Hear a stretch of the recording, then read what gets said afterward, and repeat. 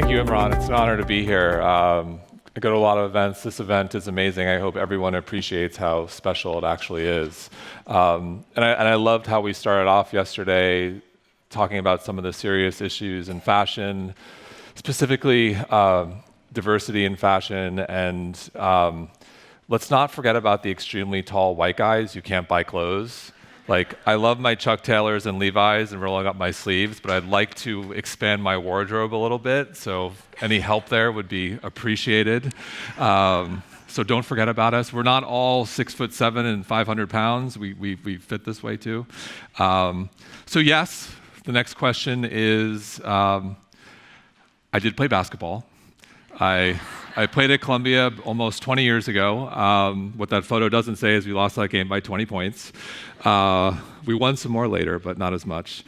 And so I'm going to share with you my personal journey from wealth to wealth, which I think is very appropriate for fashion. There are a lot of similarities between fashion and wellness. So I'm at Columbia. It's in the late 90s. There were no startups back then. If you were at Columbia in the 90s, you did three things post-college. If you had grades, if you had an aptitude for science, if you wanted to help people, you probably went to med school.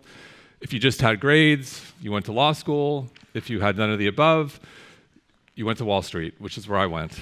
So I became an equities trader. I was I grew up with a single mother, didn't come from money, saw money as something that would bring me happiness. That's what all my friends did. They went to Wall Street. They were making money. After all, Columbia was not cheap, had a lot of debt. So I became an equities trader. So did well enough where I was able to pay off all my college debt, was able to buy my mother a car, and that lasted a very short period of time. Next month, I have my biggest month ever. I made $200,000 in 1 month. A lot of money. This is 2000. A lot of money today, really a lot of money back then for a 25-year-old kid. And during that month, I had a long-term relationship fall apart, and I was devastated. And here I have, get the biggest check of my life. All of a sudden, I can pay off my college debt. I can buy my mother a car. I looked to money as this goal that I'd always wanted to achieve, and here I have it, and I was absolutely miserable. And I'll never forget, I would have given anything and given that check back to have that relationship back in place. So what was my coping mechanism? I drowned myself in vodka and steak and ate enough steak in a year to put my face in the wall of the Palm Steakhouse. Do you have any idea how much you have to? So if you're in New York and you're in the Palm West in Midtown, it's Adam Sandler, Joe Namath, and who's that asshole next to those two guys? That's me at age 27. So So I still eat meat, not as much. Try to make sure it's grass-fed, but had kidney stones after. Anyone ever have kidney stones? A lot of meat and dairy. It's like, I've never given birth. My wife is pregnant, but like, holy shit, it is painful. And apparently, probably a little link to dairy and meat consumption. And so, at any rate, that was my idea of coping. And so, 9/11 happened. I worked only a few blocks away. And like a lot of New Yorkers at the time, I was very affected by that. And started to lose joy in what I was doing. Started to explore. Started to spend more time in the self-help section of Barnes & Noble. And started to leave work earlier, and said there's got to be more to life. And so I had one foot out the door and eventually left and joined a healthcare startup. And long story short, healthcare startup did not work. I left, decided to create my own startup. It was a low-carb cheesecake company. Poured a lot of my own capital into it. Years have passed. That startup ends up, almost working, but eventually failing. And so here I am at 30 years old, spent all my, any money was saved was gone, moved back home with my mother. I'm 30, so I was the hot shot, doing really well in the monetary sense of wealth, doing really well, and then my friends have caught up and passed me, and I'm moving back home at age 30. So I felt like George Costanza from Seinfeld. Except I like to think like a better looking version, but I felt terrible. I was depressed. I was like, what am I doing? I started to second guess myself. Why did I ever leave Wall Street? What am I really doing with my life? And so shortly after, a friend called, and I had some experience in consumer products, and he said, I want you to join our organic chocolate chip cookie company. And I joined the company, and we were in every Whole Foods market in America at the time, which was fantastic, and learned a lot, and really this is where things started to connect for me, started to look at things like eating organic and the environment and how all these things were connected. And through that travel, I met my soon-to-be wife, who's 8.5 months pregnant at home. Hi, Colleen, watching at 5:30 because she probably can't sleep. And so it's amazing, fall in love, but I'm broke. Like, I don't even have enough money to buy the engagement ring. I had to borrow money from my mother. And so my wife is like, fantastic. I am, marrying an entrepreneur, and I'll get to the second part, like there's the entrepreneur part. So I'm flying all the time. I flew almost 150,000 miles domestic. When you guys fly overseas, you cheat.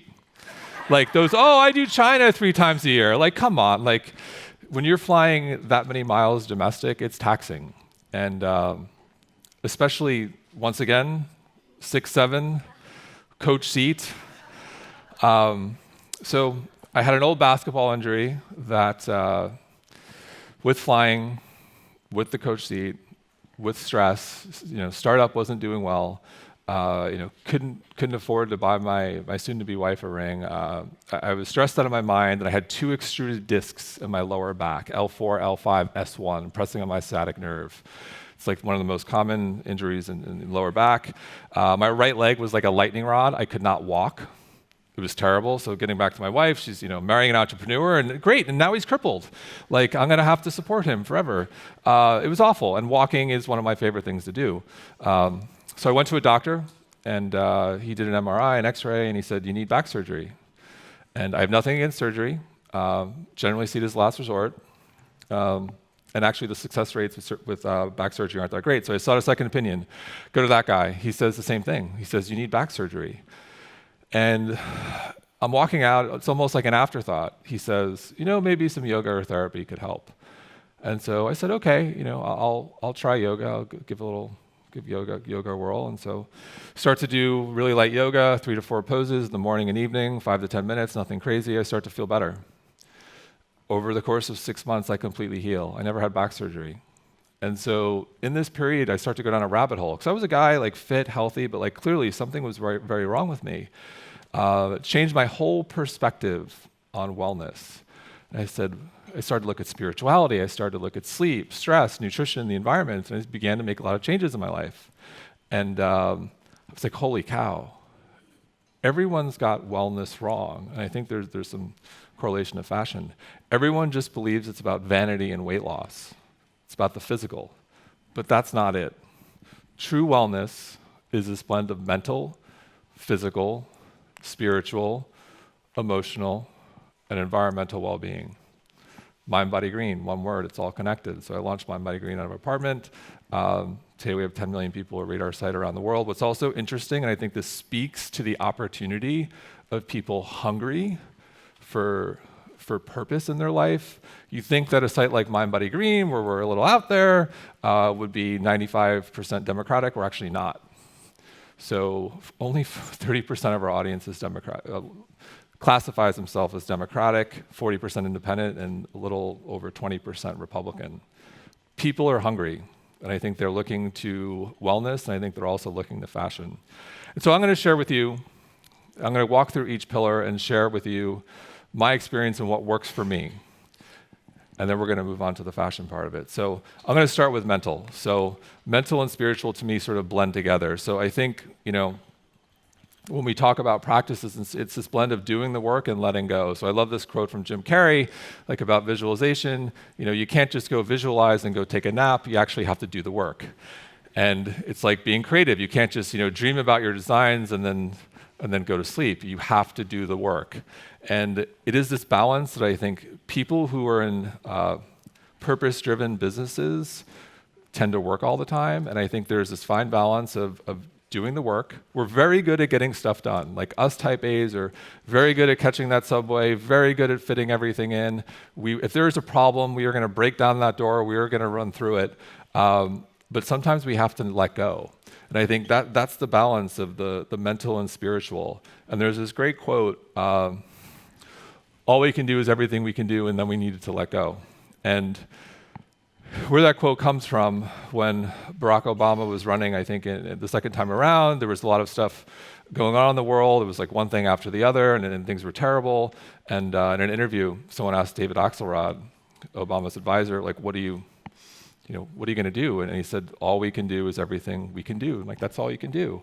And I added, and then let go. And that's that balance of, you're trying to break down that door, but can you have the spiritual awareness to actually take a step back and say, is this the right door I'm trying to open?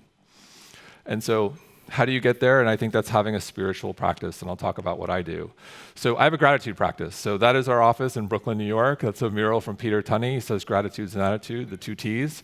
So there's actually science out there. So researchers from UCSD did a study where people who just have any sort of gratitude practice, whether in their journal or being thankful every morning, are actually are happier.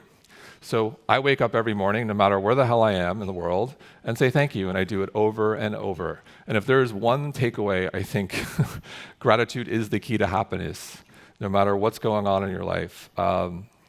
It is the key, and it's also the cornerstone of every religion. What else do? I meditate. Same type of meditation Bob was referring to. I take 20 minutes every day. That's me in our office. Meditation has been game-changing for me. I love what I do, like a lot of people here. So when you love what you do and you're passionate about it, you tend to work all the time. Like, I've had moments in wellness where I've said, like, I'm making everyone better, but like, what happened to my wellness practice? And so I meditate every day. I walk in there, I do my 20 minutes. When I walk out, I feel like literally as a fog has lifted. So I'm going to move on to the physical. Feeling good is the new looking good. And I think that's something that fashion can embrace. And so what does that mean? I think you have to do what you love. And so, for instance, I hate running. The last time I ran was the last game I played. If you see me running, there's a problem. Call the police. So I will never run. The best exercise you do is the one you actually do. And think about that. So for me, in my journey, I work yoga saved my life. So there was a period after, yoga saved me from back surgery. I started practicing yoga every day, and then Mind, Body, Green started to grow, and every day between once a week and then once a month, and I was like, what the fuck happened to my yoga practice? And so what I decided to commit to, which I could commit to, was doing yoga on the weekends for 15 and 20 minutes, and that's non-negotiable. I never miss. And I meditate every day, and I try to walk a couple miles, and that works for me. So I think you have to find what you love. When push comes to shove, and it's the same with working out or in life, when you don't have time or when that dark night of the soul hits, you will drop it. Firm believer in that. And lots of studies out there that are actually supporting that, like, shorter is actually better with exercise. So I'm going to touch on the food part here. You got to have balance. And so I think Michael Pollan nailed it with eat food, not too much, mostly plants. I'm going to add, and sometimes you should have a donut. If you're going to have a donut plant, have a really good donut. Sugar on a daily basis is toxic, and lots of studies out there that there's a high correlation between sugar consumption and cancer, but enjoy food. Breaking bread is a spiritual experience, so sometimes have that donut. So we've got mental, spiritual, physical, and I'm going to move on to emotional well-being. So great anthropologist named Dunbar did a study years ago about social groups and basically broke down social groups into these 5 groups. So very similar, and actually they haven't changed with Facebook, which I think is interesting. So we all have about 150 people in our social group. That's like the max number of people like we can interact with. Good number for this event. Very smart, Imran. And within that 150, we have our 50 friends. Like, these are the type of people we'd invite to dinner parties. Then we have our 15, which is like your people you confide in. And then you have the 5, and the 5 are the people who have the most influence on your life. I believe in that saying, you are a combination of the 5 people you spend the most time with. And the question I've asked myself in my life on a daily basis is, do these people tire or inspire you? And that's been increasingly important as I work and I don't have time. The last pillar Wrong photo. So that's me doing yoga with functional medicine Dr. Frank Lipman. I think he's doing like a spiritual colonoscopy. Helped me a lot on my healing journey. That's another. So we're going to move on to environmental well-being. And so I'm a New Yorker. I love walking in New York. It is one of my favorite things to do in the world. I don't like going out to the Hamptons. I don't like all that stuff. But in the past couple of years, I feel a yearning for nature. And so that is me. Those are my size 15. So guys, don't forget about the shoes. I'm getting that in there. There's a size. That is me and my feet in the sand. And there is science out there. There's a great study from Stanford that suggests that actually spending time in nature on a daily basis can help depression. And so tying things up, how do all these things connect? So we're talking about mental, physical, spiritual, emotional, and environmental well-being. So those are some tips for you, which I think you will hopefully find useful. But I think there are core levels. I'm going to close with this. We're going to get into in the next panel. The reason Mind, Body, Green is so successful, and because we address people as whole people and those pillars. Prior to us entering the market, everyone just addressed the physical, vanity, weight loss. And if I look at fashion's addressing wellness purely by athleisure, just the physical. And as we touched on yesterday, there is a tremendous opportunity to touch people as whole people. They are thirsty for it. And we're going to get into that in the next panel. Thank you very much.